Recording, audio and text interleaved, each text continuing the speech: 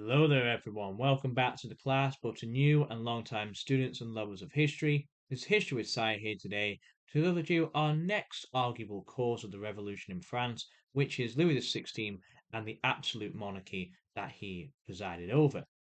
If you haven't already, do check out the previous two videos in this series where we've gone over the estate system and the general contextual background up to 1774, as we now delve deeper into the cause of the revolution, both long and short term. As always, remember these are videos catered towards the student level, so of course they're going to have some key context and knowledge throughout. With all that said, notepads and pens at the ready, and let us begin. Now in this video, as I said, we're going to look at Louis and the monarchy that he inherited and how exactly he uses it or should be using it throughout his time as king. We also need to understand what exactly does it mean to be an absolute monarch. Remember, we touched on divine right of kings, and we also need to look as well at not only the strengths of Louis's power, but he also has some key limitations that the alliances between the first and second estate look to exploit, not just here at the start of the era, but again throughout the 25 years we're going to be exploring as well. But also his wife. Again, I think it's very important to understand that Marie Antoinette is a very important part of this as well. I need to understand her impact on the monarchy that she, as an Austrian lady, may indeed have. So let's first look at the absolute monarchy that Louis XIV created. Now, as we said in a previous video, Louis XIV established this way back in the 1640s, this idea of a divine right of kings. Now, the belief of this was very simple. It's a belief that the king holds absolute authority and therefore can exploit the Catholic belief in government and therefore ensure that he controls it as the believed embodiment of God on earth. Now, this has been established by the Bourbons for years, decades, centuries now, by the time we get to 1774. The Bourbons are ruling France as an absolute monarchy. Because of this, there is no real limitation on the king's power. Say it the same way a parliament may do that in the United Kingdom, or the Constitution does in America. The king can quite literally imprison anyone that he likes with a lettre de cachet. This is a royal letter that states that any person must be imprisoned because the king has dared to say it, though. You can also maybe argue the king's position can be described as ruling with divine right. Because he is God's representative on earth, many devout Catholics subsequently accept his word as God's law. Louis, of course, therefore, knows he has to take his position very seriously. However, it's very difficult for one man, one individual, to control all of France like this. He can have things like the lit de justice, which allows him to make any law he wants, but again, he needs people to enforce those laws. And this is where he decides to have a key group of ministers to help him. Initially, this is quite a small group who are meant to advise him. However, these ministers do hold considerable power. They're not exactly an organized or distinct group, but of course, they can be appointed or dismissed by the king as he sees fit. They are consulted on when he needs them, but the most important of them all is the Controller General, and this one is the one who's in charge of royal finances. There is no such thing as a prime minister or a supreme court, and so because of that, the king can never have anyone, any of his advisors, have any power that could dare to rival his own. The hierarchy is very fixed, very rigid, as we said with the estates in my previous video. The king must be and has to be at the top. Outside Paris, there are many provinces, about 35 by the 1770s, and the king's government is carried out. His law, his wishes are forced on by the intendants. These are officials who are appointed by and directly responsible to the king, who gives them wide and very vast powers. They supervise the collection of taxes, religious practices, and use the military to enforce law and order, and also responsible for any other aspects of daily life as well. As well as political power, the royal families of the Ancien regime live in absolute splendor. We already mentioned about Versailles, this lovely, vast palace that is 20 kilometers away from Paris. But even in our modern times today, remains one of the most vast and grandest places in all of Europe. It's no wonder it's one of the most visited places in all the world. You'll find tourists are always packed there. Some may even say obsessed with the place. And it makes sense because of its vastness and because of its greatness, it has some of the finest art, furniture, and decoration in the world, and indeed has housed some of France's most significant people in all of its history. The wealthiest nobles are there to gather and impress the king, and their every move must be governed by traditions, customs, So all of this presents Louis and his absolute monarchy as indeed powerful, extremely vast, and very, very difficult to challenge. However, there are some clear limits that we have to consider as well, because again, all this is just theoretical. What happens when they try and put it into practical use?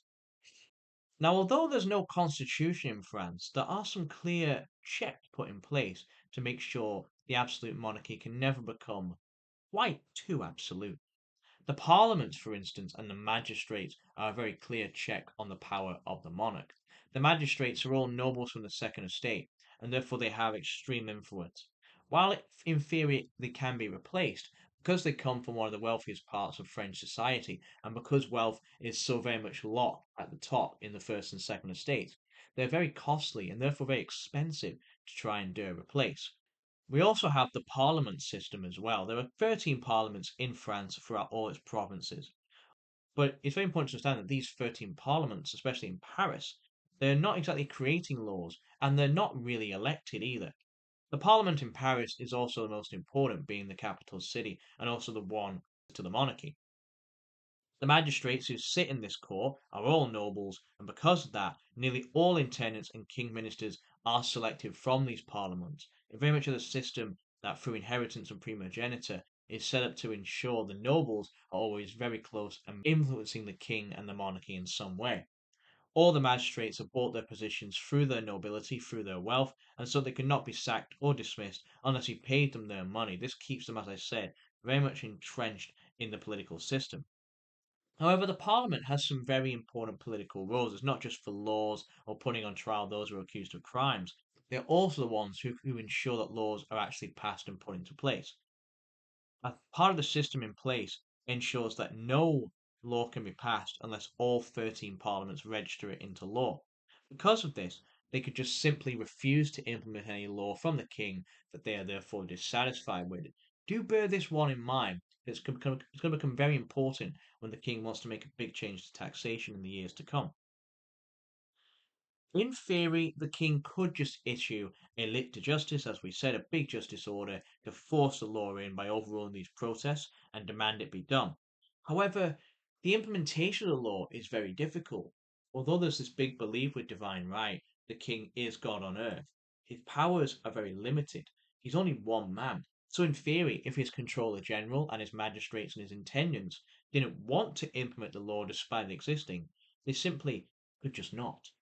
If the king would try to force them to by overruling them again and enforcing his divine right, they could dare to say he's being cruel, abusive, and call him a despot. They could say he's a tyrant who is abusing his power and therefore should be replaced. This meant the king is actually in a bit of a bind, and it's a system that Louis XVI, unlike the 15th and 14th, very much struggles to balance. He has all this theoretical power, but again, in theory, it doesn't mean much if in reality the government just simply doesn't abide by him and goes against his actions. After all, although he's a king, he has all this power, he's meant to rule fairly and justly, and therefore it's to go against the tradition of the parliament and of the system is very difficult to do. It also doesn't help that the system itself, even when it is working, is very much complicated. There are, as we said, 35 provinces. This in itself creates 135 dioceses, 38 military regions, and the 13 parliaments. It's a very, very complicated system, and it's very much difficult to understand how it all works. All these areas, in effect, have a different way of ruling, a different way of regulating themselves, and therefore even have different local laws. So it's so difficult to make sure everything's being done the same. This does indeed create a massive sense of confusion, and therefore to call France united is arguably impossible at this point in the 1770s. We also can't forget the role of Marie Antoinette. Now, Louis, when he came to the throne, was only 20. He had no real monarchical experience, and in a lot of ways was looking for support from Austria itself. His wife Marie, as we said, was an Austrian princess, and therefore she was meant to help and assist France's rule. However, conspiracy came about instead, that she actually was working to help France be subjugated and controlled by Austria's own monarchy, the Habsburgs, instead. It also didn't help that she, much like her husband, was very much incompetent in her rule as a monarch. She was infamously called Madame Deficit because of her misuse of the finances. She very much, quite famously, was building many, many various structures in the model of the peasantry and in her own urban housing in the grounds of Versailles. She was using a lot of money to do this. She also fell for a scandal involving the diamond necklace affair. She basically it was an act of fraud. She got herself embroiled into over a diamond necklace, and it cost the government a lot of money. Monarchy itself is over 10 to 20% of the nation's finances alone. That's a lot of money. That's billions on billions of pounds in our modern context. And so, like her husband, she very much comes across as out of touch, especially among the poor workers in the third estate. And as we'll see, this only worsens during an ongoing economic crisis that is happening amidst famine and other things like inflation, which her actions in misusing finances and, of course, losing so much in the diamond necklace affair only worsens her reputation and the status of them in France. So, in summary, it's very clear to see that the establishment of Louis's monarchy and the actions he and his wife are conducting makes it very controversial and a clear cause of revolution. His divine right, while giving him this vast ability to have so much power, is very difficult to control amidst the complex political system. But when it does work, it risks him being seen as a despot, so a tyrant who is forcing the poor to pay up taxes unfairly. He's trying to benefit the first and second estates, who of course have massive influence over him because the system has been designed to keep so many nobles around him at one time. Because he relies on religious following as well, he needs the clergy in the first estate to make sure people stay religious, follow Catholicism deeply, and therefore never challenge his supposed embodiment of God on earth. He also can arrest people without trial and force laws through theoretically that many may disagree with. All this is then compounded by his own use of the finances to have his own lavish living at Versailles with his wife, and therefore this births a conspiracy to come out that Austria is controlling the country from the inside, and that actually Louis is an agent who is trying to undermine France, misuse its finances, and drive them into economic debt and therefore despair. All of this burdening the third estate unfairly. Will this be the main cause? Is Louis XVI really a despot? Or is he weak? Is he simply foolish and doesn't really know how to run a country? And because of this, he puts himself right at the epicenter as the one to blame for France's misfortune, even though he's inheriting a lot of parts of a system that one may argue were already failing under the previous monarchs. But it's tough to say. This is why we have to dig deeper. Again, Louis and his actions on the monarchy are just one cause in this vast network of things, these dominoes that fall to make the revolution occur in 1789. So with that said, I hope you found this video quite useful. One of our key causes in the revolution occurring. Do make sure, as always, you're asking questions, you're commenting below, making some notes as well. What you're finding most useful, most fascinating about this series. I will say as well, per some questions in my previous videos, as always, do remember to check for the further reading in the description box below. I always put in some readings that I've used, only a few. Again, we don't have to use. There are many vast books to read into, but just a few to get an insight into what I'm using to help and of course form these videos for you as we learn throughout the series together. With all that said, I'll see you in our following videos. We delve into some more causes of the revolution. But until then, this has been History with Sire. Thank you for listening.